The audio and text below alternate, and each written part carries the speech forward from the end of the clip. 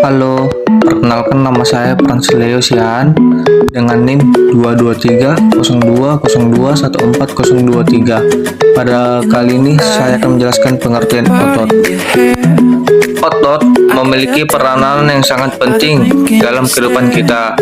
Bahkan hampir seluruh aktivitas kehidupan kita sehari-hari kita melibatkan otot. Nah, contohnya nih, mulai dari berjalan, bernapas, hingga mengedipkan mata. Otot itu apa sih? Otot merupakan jaringan pada tubuh manusia yang dapat berkontraksi atau mengerut dan relaksasi atau mengendur. Pada saat berkontraksi, otot akan jadi lebih pendek. Sebaliknya, saat relaksasi, otot akan memanjang. Assalamualaikum warahmatullahi wabarakatuh. Perkenalkan, nama saya Mahesa Sujana Putra dengan NIM 223010214003. Di sini saya akan menjelaskan tentang jenis-jenis otot manusia dan fungsinya. Otot merupakan alat gerak aktif pada manusia. Otot terdapat di hampir seluruh tubuh manusia, termasuk kaki dan tangan. Saat bekerja, otot akan melakukan kontraksi dengan cara memanjang dan memendek untuk dapat menggerakkan tulang. Berdasarkan sifat kerjanya, otot dibedakan menjadi dua macam, yaitu antagonis dan sinergis. Otot antagonis merupakan dua otot atau lebih yang bekerja pada suatu sendi dan saling berlawanan arahnya, sehingga gerakannya saling menghambat. Adapun otot sinergis merupakan dua otot atau lebih yang bekerja pada satu sendi dan saling membantu, sehingga memberikan gerak searah. Manusia terbagi dalam tiga jenis, meliputi otot lurik, otot polos, dan otot jantung. Otot lurik berbentuk silindris, memanjang dengan banyak inti sel.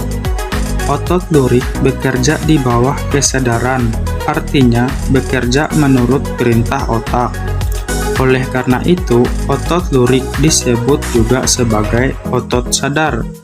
Otot lurik terdapat pada paha betis dan melekat pada rangka anggota gerak yang lain. Fungsi otot lurik atau otot rangka adalah berkontraksi untuk menggerakkan bagian-bagian tubuh lebih ke tulang yang melekat pada otot atau menghentikan gerakan. Selain itu, otot rangka juga dapat mencegah pergerakan tulang dan sendi yang berlebihan. Tujuannya untuk menjaga stabilitas tulang dan mencegah terjadinya kerusakan pada struktur tulang itu sendiri. Yang kedua, otot polos. Otot polos berbentuk gelondong, kedua ujungnya meruncing. Di bagian tengahnya menggelembung serta memiliki satu inti sel. Otot polos bekerja di luar kesadaran, artinya tidak di bawah perintah otak. Oleh karena itu, otot polos disebut juga sebagai otot tidak sadar. Otot polos terdapat pada organ dalam tubuh seperti saluran pencernaan dan peredaran darah. Fungsi otot polos beraneka ragam, tergantung letak dan posisinya di dalam tubuh. Sebagai contoh, mekanisme gerak otot polos pada sistem pencernaan, seperti berkontraksi dan relaksasi secara bergantian, membantu makanan masuk ke dalam tubuh saat proses pencernaan terjadi. Yang ketiga, otot jantung. Otot jantung hanya terdapat pada jantung. Strukturnya sama seperti otot lurik, yaitu gelap, terang secara berselang-seling. Selain itu, otot jantung juga memiliki percabangan. Adapun kerja otot jantung tidak dikendalikan oleh otak, namun mengikuti gerak jantung. Oleh karena itu, otot jantung ini sangat istimewa seperti perpaduan antara otot lurik dan otot polos. Bentuk otot jantung seperti otot lurik, tetapi cara kerjanya seperti otot polos. Fungsi otot jantung adalah mengatur sirkulasi darah.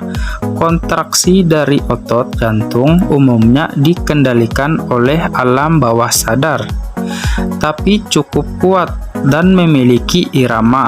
Saat otot jantung berkontraksi, darah akan dipompa keluar. Sementara saat otot jantung relaksasi, darah akan kembali masuk ke jantung setelah bersirkulasi ke seluruh tubuh. Halo guys, perkenalkan nama saya Rita Purnamasari dengan NIM 223020214013. Di sini saya akan menjelaskan bagian fungsi otot. Otot adalah sebuah jaringan dalam tubuh manusia dan hewan yang berfungsi sebagai alat gerak aktif yang menggerakkan tulang.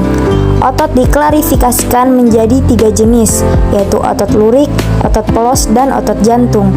Otot menyebabkan pergerakan suatu organisme maupun pergerakan dari organ dalam organisme tersebut. Baik, yang pertama kita akan membahas beberapa fungsi dasar otot polos pada sistem organ. Terdiri dari saluran gastrointestinal, ia berfungsi memberi dorongan bolus pada makanan dan pengumpulan nutrisi. Selanjutnya ada kardiovaskular, berfungsi sebagai pengaturan aliran darah dan tekanan melalui resistensi vaskular, serta oksigenasi jaringan. Selanjutnya ada ginjal, berfungsi sebagai pengaturan aliran urin, membersihkan tubuh dari racun, serta menjaga keseimbangan elektrolit. Selanjutnya ada genital, berfungsi sebagai kontraksi selama kehamilan dan dorongan sperma. Selanjutnya ada saluran pernapasan, berfungsi pengaturan diameter bronkiolus.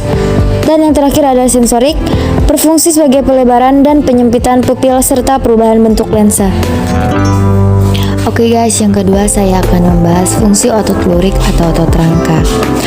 Otot lurik atau otot rangka berfungsi untuk melakukan gerak sadar pada organ gerak seperti tangan dan kaki. Bisa dilihat. Otot rangka atau otot lurik adalah satu-satunya otot yang dapat dikendalikan secara sadar. Mereka melekat pada tulang dan kontraksi otot menyebabkan pergerakan tulang tersebut. Setiap tindakan yang dilakukan seseorang secara sadar melibatkan penggunaan otot rangka. Contoh berlari.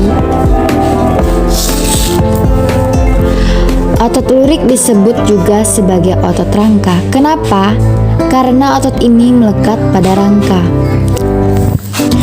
Oke guys, yang terakhir saya akan membahas fungsi otot jantung. Otot jantung adalah satu dari 3 jenis otot lainnya. Otot jantung adalah jenis otot lurik tidak sadar yang ditemukan di dinding jantung. Otot jantung berfungsi untuk mengatur gerakan pada organ jantung berupa denyut jantung secara tidak sadar. Otot jantung juga berfungsi untuk menggerakkan jantung sehingga proses peredaran darah dapat berlangsung. Fungsi otot jantung sangat krusial bagi kehidupan manusia, yakni memompa darah ke seluruh tubuh untuk menjaga proses sirkulasi darah yang baik. Otot jantung dapat bekerja dengan baik tanpa diperintah. Otot jantung juga berperan penting untuk membantu jantung dalam memompa darah ke seluruh tubuh. Sel otot jantung membantu kontraksi sel lainnya. Dan otot jantung juga berfungsi untuk mengeluarkan dan membersihkan zat hasil metabolisme jantung. Cukup sekian pembahasan kita kali ini. Pembahasan selanjutnya akan dibahas oleh teman saya. Terima kasih. Saya Tesona Priani di sini akan menjelaskan mekanisme kerja otot. Setiap hari kita menggunakan otot untuk aktivitas. Wanita pada gambar ini menggunakan otot pada tangannya untuk menulis. Sebagaimana kita ketahui, otot jantung dan otot polos merupakan otot involunter karena gerakannya tidak memenuhi perintah yang kita kehendaki, sedangkan otot rangka merupakan otot volunter. Otot rangka terdiri dari kumpulan serat otot yang berbentuk silindris panjang dan mengandung beberapa nukleus. Otot rangka akan berkontraksi dan berelaksasi ketika menerima sinyal dari sistem saraf. Netalesmeter merupakan tempat pertukaran sinyal. Disinilah tempat terhubungnya buk sinabi akson termina dan saraf otot. Selanjutnya, serat otot terdiri dari banyak myofibril. Myofibril mengandung unit kontraktil yang disebut dengan sarkomer. Sarkomer berdekatan satu sama lain sepanjang myofibril. Setiap sarkomer terdiri dari filamen protein yang tebal dan tipis. Karena itulah otot ini disebut dengan otot luring.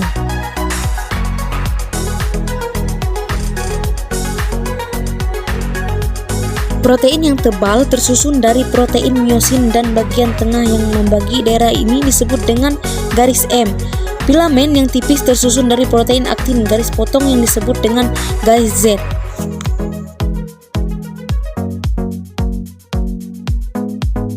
Nah, karena itulah sarkomer dapat memendek pada kedua sisinya. Meskipun antara filamen digambarkan sebagai pergeseran, sebenarnya filamen miosin benar-benar menarik aktin sepanjang-panjangnya. Cross bridges atau jembatan yang menjadi penghubung aktin dan miosin mengarahkan tenaga untuk bergerak. Inilah yang disebut dengan mekanisme kontraksi otot.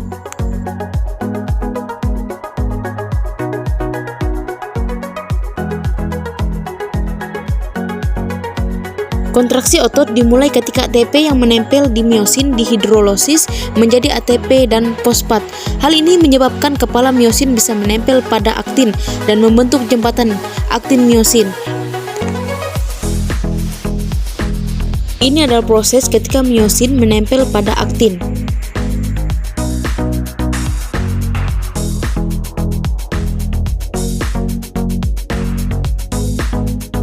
Selanjutnya, ATP fosfat akan dilepaskan, namun miosin akan tetap melekat pada aktin sampai datang lagi ATP yang baru yang menempel pada di miosin.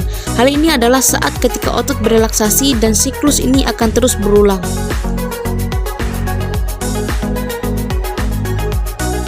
Kontraksi otot dikontrol oleh ion kalsium filamen. Aktin akan berasosiasi dengan protein tambahan yaitu tramponin dan trombomyosin. Ketika otot berelaksasi, trombomyosin akan memblok jembatan aktin miosin. Ketika kadar ion kalsium cukup tinggi dan terdapat ATP, maka ion kalsium akan berdekatan dengan tromponin, sehingga akan menyebabkan daerah aktif trombomyosin yang semula tertutup oleh tromponin. Hal tersebut membuat kepala miosin mampu berkaitan dengan aktin dan membentuk jembatan aktin miosin dan memungkinkan miosin untuk menarik aktin.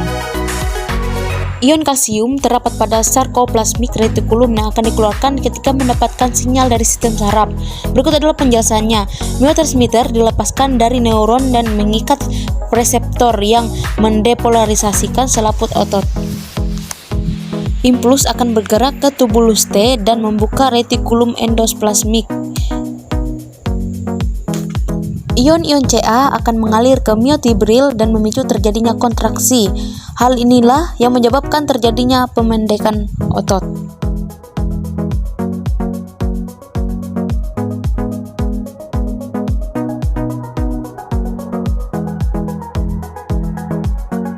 Selanjutnya, ketika otot menghasilkan kekuatan yang cukup untuk menggerakkan, maka memungkinkan wanita pada gambar ini untuk menulis. Halo semuanya, teman-teman pasti pada tahu kan apa itu otot? Nah, di video kali ini kita akan membahas mengenai kelainan atau gangguan pada otot. Namun sebelum itu, izinkan saya untuk memperkenalkan diri saya. Perkenalkan, nama saya Roro Supriyati dengan NIM 2230 1021 4007. Udah guys, sekarang kita masuk ke pembahasan mengenai kelainan dan gangguan pada otot manusia. Simak penjelasannya berikut ya. Yang pertama ada kelainan hipertrofi, yaitu kelainan otot yang membesar dan menjadi lebih kuat karena sel otot diberikan kegiatan atau aktivitas yang terus-menerus secara berlebihan guys. Nah, ini dia contohnya guys ya. Gangguan yang kedua yaitu atrofi atau kelainan otot yang mengecil, lemah, fungsi ototnya yang menurun. Ini kebalikan dari kelainan hipertrofi. Hal ini disebabkan adanya penyakit bruxisme yang dapat merusak sel saraf pada otot.